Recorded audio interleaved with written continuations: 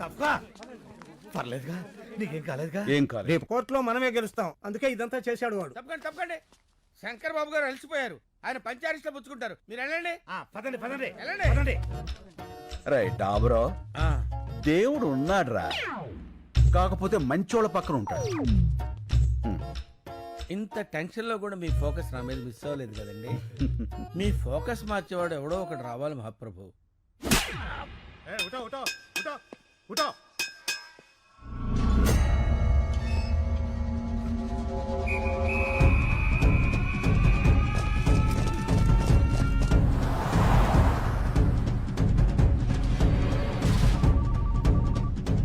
Hello, రై సేఫా? అంతా safe భాయ్. ప్రతి గంటకి వెహికల్ మారిపోండి. ఎవరి దగ్గర ఫోన్ ఉంచుకోవద్దు. హైదరాబాద్ చేరే వరకు జాగ్రత్త. వాడు దొరికాక నాకు టచ్ లోకి రండి. భాయ్ దేఖ్ లూంగా భాయ్. ఎప్పుడే బదల్లో.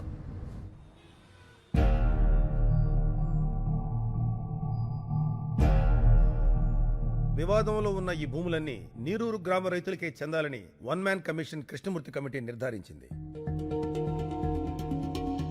కానీ ఆ ఊరి చుట్టుపక్కల ఉన్న 2300 మంది గ్రాడ్యుయేట్స్ అక్కడ ఫ్యాక్టరీ కావాలని కోరుకుంటున్నారు. వాళ్ళ ఒరిజినల్ సర్టిఫికేట్స్, ఆధార్ కార్డ్ జత చేసి రిప్రజెంటేషన్ కూడా పంపించారు. మిలాద్, సడన్ గా వీళ్ళు ఎక్కడి నుంచి ఊడిపడ్డారు? నీరూరు గ్రామానికి వీళ్ళకి సంబంధం ఏంటి? వాళ్ళు అక్కడ గ్రాడ్యుయేట్స్, వాళ్లే కదా భవిష్యత్తు. వాళ్ళని కాదని మనం ఏమీ చేయలేం. ఆ రిప్రజెంటేషన్ ఫేక్ అయి ఉండొచ్చు కదా. ఈ రిప్రజెంటేషన్ ఫేక్ అని మీకు అనిపిస్తే నిరూపించండి. మీకు 5 వర్కింగ్ డేస్ టైం ఇస్తున్నా. ఇంకా ఈ కేసుని ఎక్స్టెండ్ చేయలేం. The court is అడ్జర్న్డ్.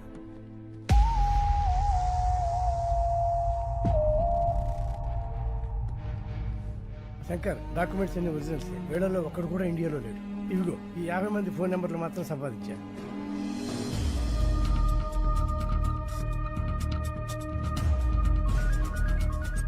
హలో, ఎవరు? నేను శంకర్. నీరూరు శంకర్ అన్నా. ఆ, అన్నా, మాది మీ పక్కనే చక్రాయపాలెమన్నా. చెప్పన్నా. నారాయణ, నువ్వు కూల్ డ్రింక్ ఫ్యాక్టరీని సపోర్ట్ చేస్తూ సంతకం చేసావా? లేదన్నా. మరి నీ ఆధార్ కార్డు, స్టడీ సర్టిఫికేట్ అన్ని చూపిస్తున్నారు. అవునా? నేను కార్పొరేట్ కంపెనీ కాంట్రాక్ట్ పని మీద వచ్చానన్నా. ఖాళీ పేపర్ల మీద సంతకం పెట్టించుకుని నా కార్డు, సర్టిఫికెట్లు వాళ్ళ దగ్గరే పెట్టుకున్నారన్నా. ఆ విషయం హైదరాబాద్కు వచ్చి కోర్టులో చెప్పగలవా? నా పాస్పోర్ట్ వాళ్ళ దగ్గరే ఉందన్నా.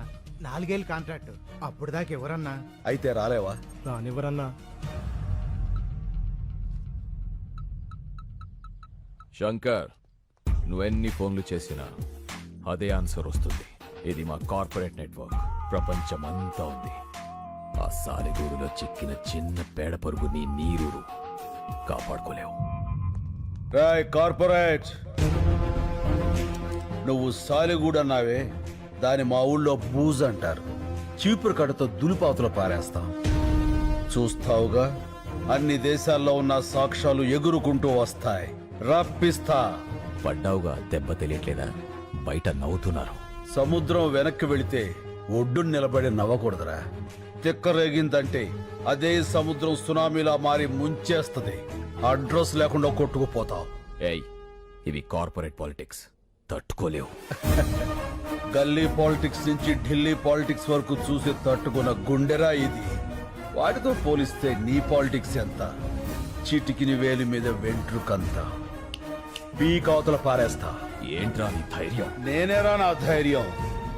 ఎంత కాలితే అంత వెలుగుతా. నేను అనుకున్నది సాధించేంత వరకు రగులుతూనే ఉంటా. పారాడే వయసు నుంచి పోరాడడం నా లైఫ్ స్టైల్ రా. ఆ నవ్వే వాళ్ళకి చెప్పు, వాళ్ళు ఏడ్చే రోజు వస్తుందని. చల్ చల్. టైంకి రావడానికి కదా స్కూల్ సెక్రటరీ వస్తాను. పెట్టాయి. ఎక్స్క్యూజ్ మీ, మినిస్టర్ గారిని కలవాలి. లోపల నాడయ్యా. సరే కలుద్దాం పదండి. ఆ లోపల కాదు, ఈ లోపల. ఎంతసేపు ఉన్నాను? 50 సెకండ్ సార్. బాగా ప్రాక్టీస్ చేయాలయ్యా. మీరు నీరూరు రైతులు అండి. తెలిసిందయ్యా, 2300 మంది మీకు అగనెస్ట్ గా ఉన్నారంటగా. అదంతా మోసం సార్. మీరు విదేశాల్లో ఉన్న వాళ్ళందరినీ ఇక్కడికి రప్పించాలి. ఆలోచించి చెప్తా.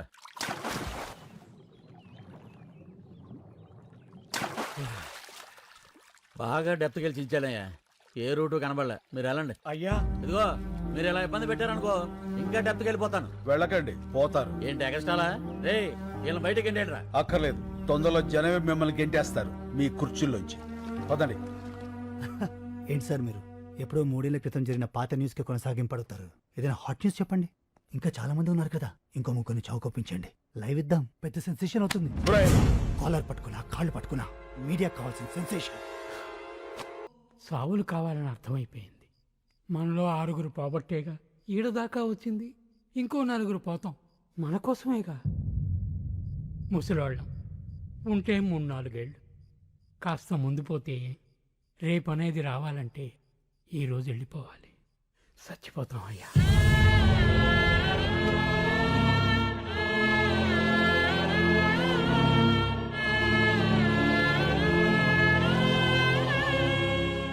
చస్తేనే సాయం చేస్తారా? శవాలకి సాయం అవసరమా? ఒక పల్లెటూరికి కష్టం వస్తే ఒక్కడు కూడా స్పందించడు. ఏ వడ్ల గింజల నుంచి తాలింపు గింజల దాకా, కందిపప్పు దగ్గర నుంచి కరివేపాకు దాకా, మినప నుంచి మిరప దాకా అన్ని ఆ పల్లెటూరు నుంచి రావాలి. కానీ ఆ పల్లెల కష్టాలు మాత్రం ఈ పట్టె వాళ్ళకి అక్కర్లేదు. ఏ 24 గంటల కుళాయిలో నీళ్లు చూసేవాళ్ళు మన కళ్ళల్లో నీళ్ళెందుకు చూస్తారయ్యా? చూడాలి.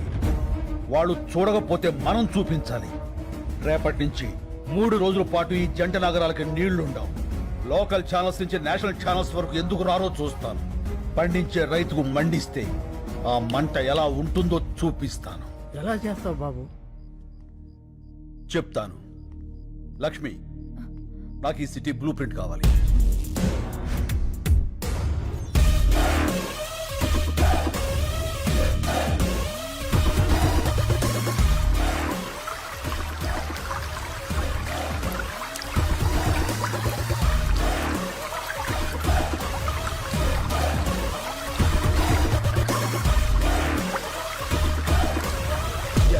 నీళ్లు ఆపేస్తున్నాం. పైప్ లైన్ లో నీళ్లాపడం అంత తేలిక కాదు. మనం చేయగలమా? ఈ భూమి మీద మనిషికి మాత్రమే వచ్చే సందేహం చెయ్యగలమా అని. మనిషి మాత్రమే చెప్పగలిగిన సమాధానం చేస్తా, చేసి చూపిస్తా. మనకి ఎవరున్నారయ్యా? మనం ఉన్నాంగా. మా వాళ్ళకి మేమే బరువు ఇక్కడ వదిలేశారు. ముసలాళ్ళం మా వాళ్ళు ఏమవుతుంది? స్వాతంత్రం కోసం కాశ్మీర్ నుంచి కన్యాకుమారి దాకా కాలినడకన నడిచినప్పుడు గాంధీ గారి వయస్సు 70 పైనే. మద్యపానాన్ని నిషేధించాలని ఈ తెలుగు నేల మీద ఉద్యమించినప్పుడు వావిలాల గోపాలకృష్ణ గారి వయస్సు 80 పైనే. దేశం కాని దేశం వచ్చి అనాథల్ని అక్కును చేర్చుకున్న మదర్ తెరీసా వయస్సు 87 ఏళ్లు. ఎవరి వయస్సు అయినా ఎంత? డేట్ ఆఫ్ బర్త్ కి డేట్ ఆఫ్ డెత్ కి మధ్య ఉన్న చిన్న గీత చెరిపేయండి. సీనియర్ సిటిజన్స్ అంటే బరువు కాదు, ఒక దేశం పరువు. నిలబడండి, చెప్పండి, నాతో పాటు ఎవరు నిలబడతారు? ఇంకా మీ తోటి వాళ్ళు, మీకు తెలిసిన వాళ్ళు, నమ్మి మీతో నడిచేవాళ్ళు అందరికీ ఫోన్లు చేయండి. తప్పకుండా వస్తారు.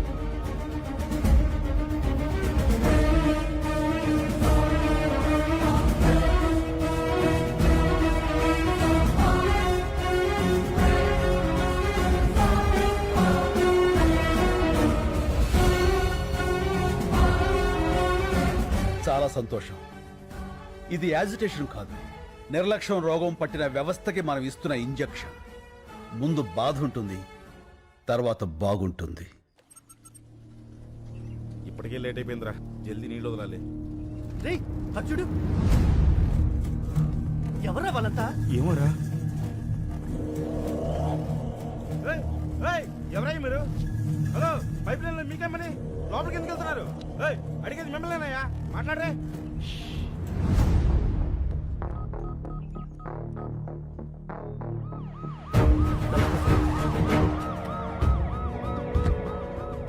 నువ్వేనా లైన్ మ్యాన్వి?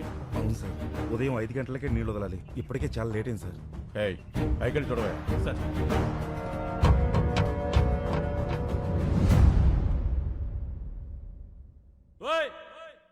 ఎవరయ్యా లోపల? మిమ్మల్నే పలకరే.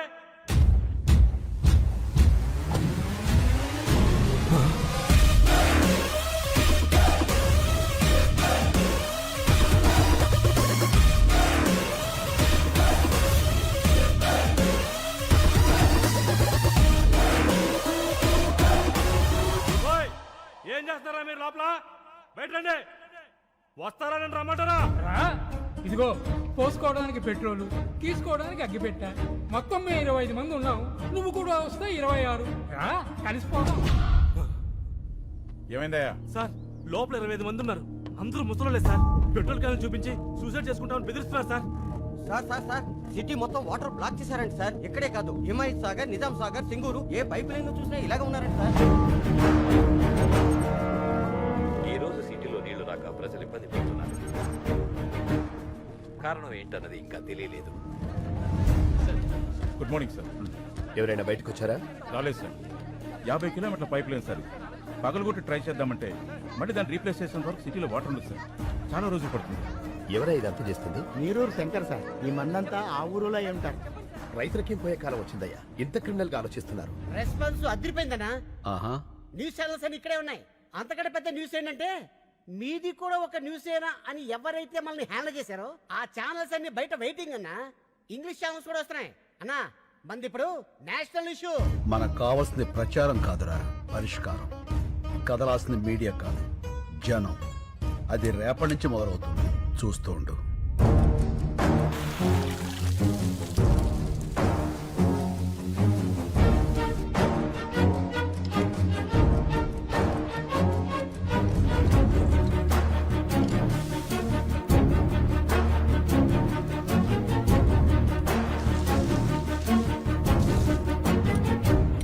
ఏంద్ర దీని పాసుకురా నీళ్ళు అయిపోయినాయా?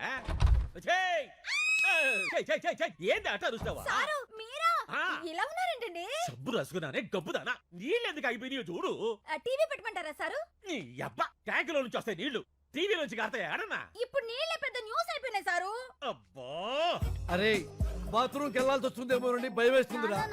ఏ నాన్న? పేపర్ తో తుడుచుకొని మంట వచ్చేస్తుంది. ఒరే నాన్న, నీకు మంటే వస్తుంది, నాకు మీ బాబాయ్కి బ్లడ్ వచ్చేస్తుందిరా. ఏమే ఈసారి పిల్లడు టాయిలెట్ కి వెళ్ళేటప్పుడు 1 లీటర్ పాల ప్యాకెట్ ఇచ్చి పంపించు, స్మూత్ గా ఉంటుంది. పో నాన్న పో. ఒరే ఆ పాలు తాగావు, కడుక్కో. అన్న మనకు కూడా కొంచెం పాలు మిగల్చమని చెప్పాను. ఏమే రేపటి నుంచి 10 పాల ప్యాకెట్లు ఎక్కువ చెప్పు, నీతో కలిపి 4 కదా.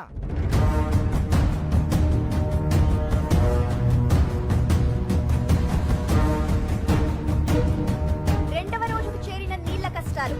హైదరాబాద్ లో ప్లాస్టిక్ బిందెలకి ఫుల్ డిమాండ్. మూలన పడేసిన పాత బిందెలను బయటకు తీసి అపార్ట్మెంట్లపై విరుచుకు పడుతున్నారు నగరవాసులు.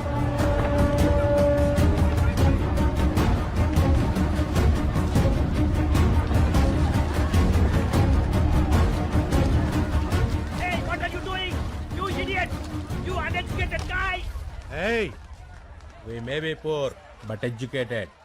Mind your tongue. 3వ రోజు కూడా సిటీలో ఇదే పరిస్థితి. నీటి కోసం లూటీలు, దోపిడీ. 20 రూపాయల వాటర్ బాటిల్ ని బ్లాక్ లో 200 రూపాయలకు అమ్ముతున్నారు. ఈ సిచ్యువేషన్ మీద సిటీ జనాల స్పందన విందాం.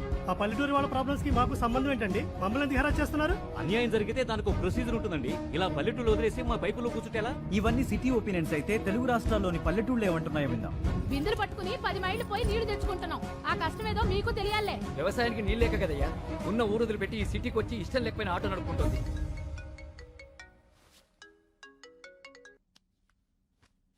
హలో లక్ష్మి. నిజంగా చాలా మంచి ఐడియా వేశావు. మొత్తం మీడియా అంతా మన మీదే ఫోకస్ పెట్టింది. నువ్వు ఇంకా మాట్లాడకుండానే ఇంతలా ఉందంటే అసలు నువ్వు రేపు మాట్లాడితే ఇంకెలా ఉంటుందో. Thank you. మీరంతా నన్ను నమ్మి నాతో ఉన్నందుకు మీ అందరికీ థ్యాంక్స్. నీ వెనకాలే ఉంటా. Thank you Lakshmi, thank you. నీళ్లాపిన వాళ్ళందరూ నీరూరు గ్రామానికి చెందిన రైతులుగా గుర్తించారు. వీళ్లంతా వృద్ధాశ్రమంలో ఉంటూ ఈ క్రిమినల్ కార్యక్రమాలకి శంకర్ నాయకత్వంలో నీళ్లాపి నగరవాసులందరినీ ఇబ్బంది పెడుతున్నారు. తీవ్రవాదుల కంటే దారుణమైన వ్యక్తులుగా నగరవాసులు వీళ్ల గురించే మాట్లాడుకుంటున్నారు. దీని మీద Come on, hurry up. हम जल्दी निकलना है. అన్నా రేపు ప్రెస్తో మాట్లాడతానని చెప్పు. ఆ తర్వాత అందరి గుండెల్లో, ఆలోచనల్లో రైతుల కష్టాలు మాత్రమే ఉంటాయి. ఆ కార్పొరేట్ వాళ్ళు కోర్టులో సబ్మిట్ చేసిన అబద్ధపు సాక్ష్యాలకు వ్యతిరేకంగా జనమే పోరాడతారు. సరే అన్న.